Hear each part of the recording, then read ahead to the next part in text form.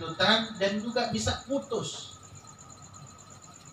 Kalau putusnya apa Habib? Kalau anak tersebut tidak pernah melakukan hal-hal yang dianjurkan oleh Nabi Muhammad, hal-hal yang disunnahkan untuk berbakti kepada orang tua setelah wafat.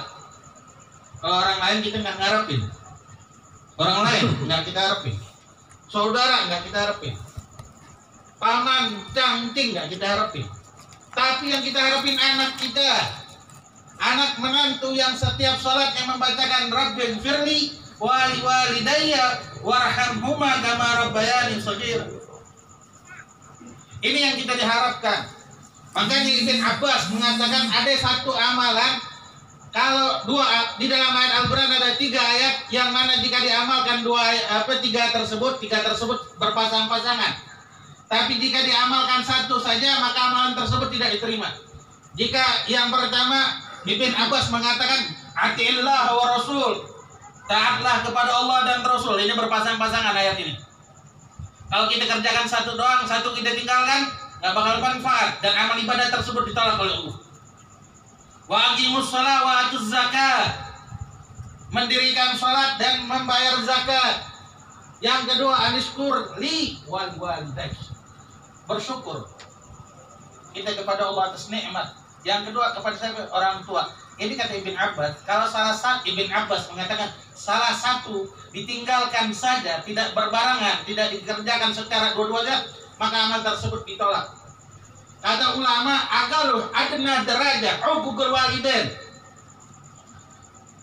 paling sedikitnya anak yang durhaka kepada orang tua, paling sedikit amalnya, pangkatnya apa?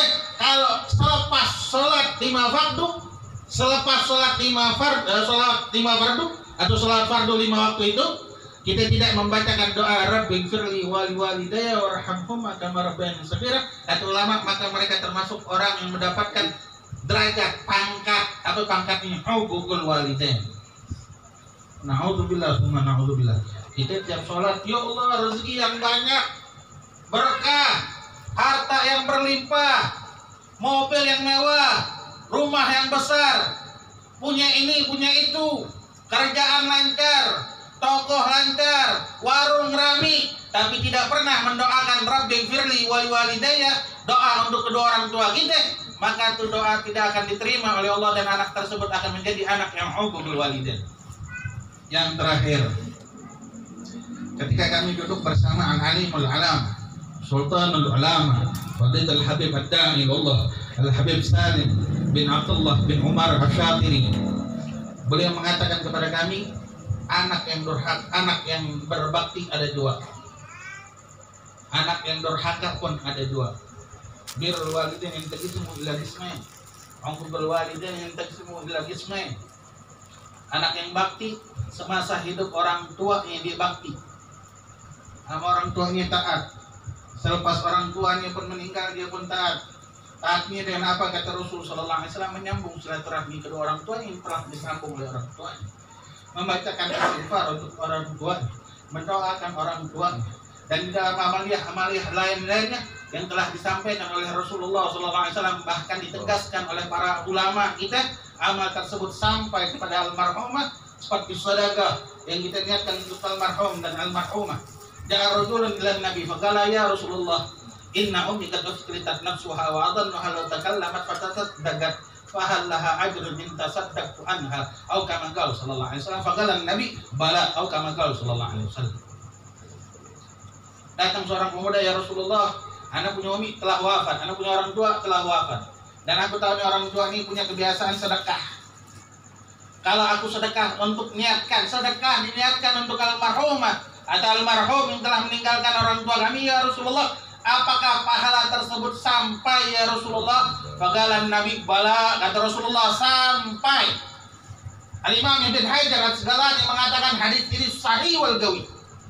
Untuk siapa yang menentang orang yang tidak mempercayai amal ibadah ini, hadisnya sahih dan kuat.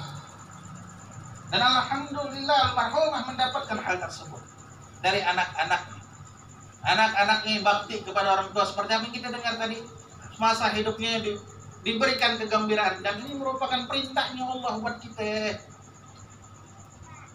Allah memerintahkan untuk taat. Wa qadha rabbuka alla ta'budu illa iyyahu wa bil walidaini ihsan. Allah memerintahkan kita untuk taat. Dan apa kata Allah? Bakti sama orang tua. Bukan yang lain, bakti sama orang tua. Dan banyak ayat Al-Quran yang dan kita paham semua. Yang kedua, yang berbakti kepada orang tua, kata Habib Salim Syatiri, semasa hidup anaknya bandel, bangor. Disuruh ini nggak mau, disuruh itu nggak mau, kurang ajar, setengah mati, megalin dada. Ya. Tapi selepas orang tua nih, dia nyesel, baru nyesel. Mau ngaji Quran, suruh belajar kemarin nggak mau. Ngaji Quran kita bak. Baca Al-Quran kita malu. Baca Yasin datang doang, baca kagak karena nggak bisa baca. Tapi ini anak cuma bisa baca ayat kursi paling singkat tuh, ayat yang paling pendek. Dia baca tuh ayat, dia niatin untuk orang tua. Dia bukan orang besar, dia punya uang yang kecil. Mungkin 10.000, 20.000 dia sedekahkan ke masjid, diniatkan untuk orang tua. Yang dulu nggak mau nyambung ke rumah, cangkingnya disambung tuh, silaturahmi yang dulu orang tuanya sambung, diterusin, ditegur sahabat orang tuanya, keluarga orang tuanya ditegur, sampein salaman segala macam, nanya kabar baiknya. Hanya amal ibadah yang kecil. Kata Habib Salim Syatiri, maka nih anak pun termasuk anak yang birrul walidain. Berarti bakti itu bukan semasa hidup doang. Matinya orang tua itu, wafatnya orang tua pun wajib bagi kita untuk taat. Wajib bakti. Ini maaf orang Betawi ya. Maaf. Aneh bukan asli Betawi. Aneh dari kota Palembang, masuk ke kota Jakarta tahun 97. Tapi saat itu anak jatuh cinta sama orang Betawi. Dekatnya dengan para alim ulama, dekatnya dengan para habaib, dan mereka semua orang-orang yang mencintai Rasul, mencintai Allah, dan mencintai para alim ulama. Silaturahminya bukan main. Tapi berapa waktu yang terakhir ketika saya sampai di Jakarta, saya belajar di Bogor dan nerusin pelajaran guru saya, ngikutin jejak guru saya balik ke Jakarta, nggak balik ke Palembang, saya nggak duduk di Palembang, saya balik Palembang cuma 3 hari doang, ketemu Umi, abah saya meninggal waktu saya belajar di Hadramaut, langsung saya balik ke Jakarta. Karena wilayahnya yang membuat saya jatuh cinta sama orang-orang Betawi.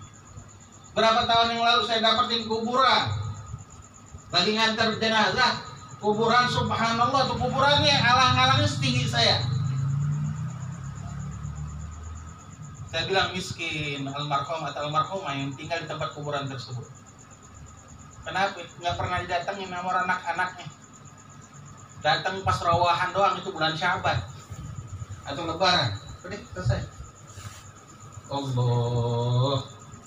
Orang tua yang ngasih kita makan, orang tua yang ngasih kita baju, orang tua yang ngasih kita rumah. Selepas orang tua meninggal, naudzubillah min dzalik.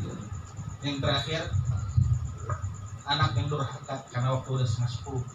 Yang durhaka, kata Habib Salim ada 2. Semasa hidupnya taat, cium tangan, bakti, nurut segala macam. Selepas orang tua nggak pernah disambung silaturahmi. Nggak ada acara seperti ini, tahlil, yasin udah nggak pernah lagi. Baca doa untuk orang tua yang nggak pernah lagi, sibuk dengan urusannya. Kuburan nggak pernah datang lagi. Kuburan cuma datangin doang, itu pas rawahan doang, bersihin kuburan, habisin pulang, nggak baca apapun.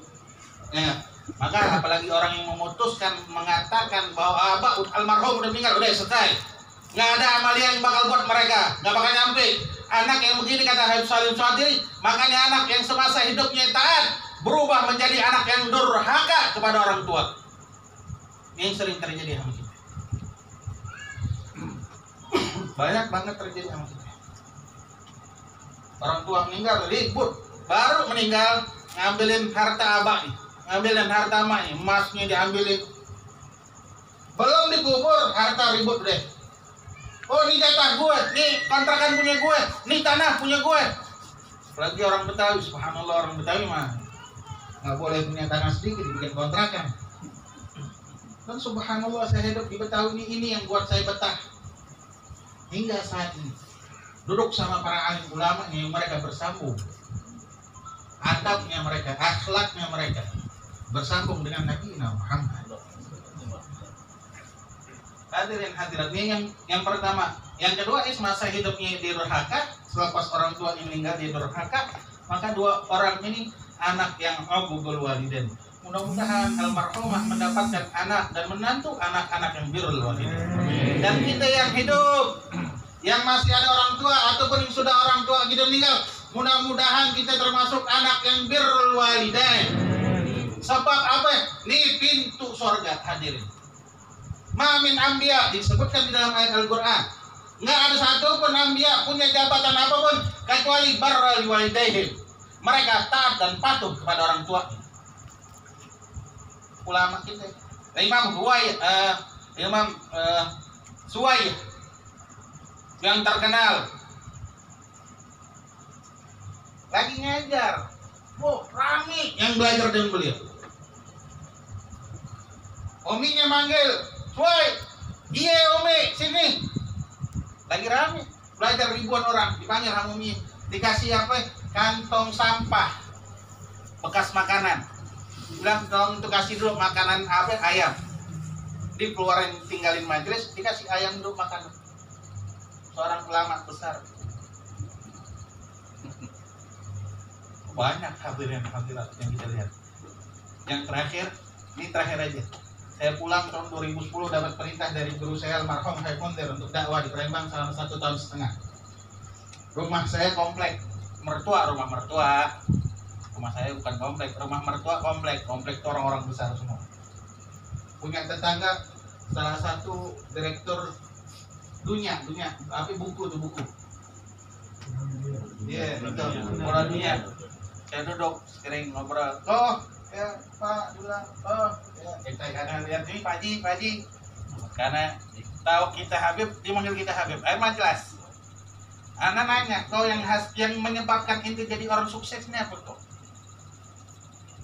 Dia, Uminya waktu itu lagi di dalam, bilang Habib tuh, yang membuat saya sukses. Umi duduk di kursi roda, itu yang buat saya sukses. Orang tua, ini non Muslim. Nah kita ahad minhum. Kita yang lebih berhak untuk taat kepada orang tua kita. Perintahnya Allah kepada kita. Hadirin hadirat, mudah-mudahan kita pun termasuk orang-orang yang birrul walidain. Dan tidak diwafatkan kita adalah orang-orang yang birrul walidain dan dijauhkan dari segala macam sifat atau anak keturunan kita.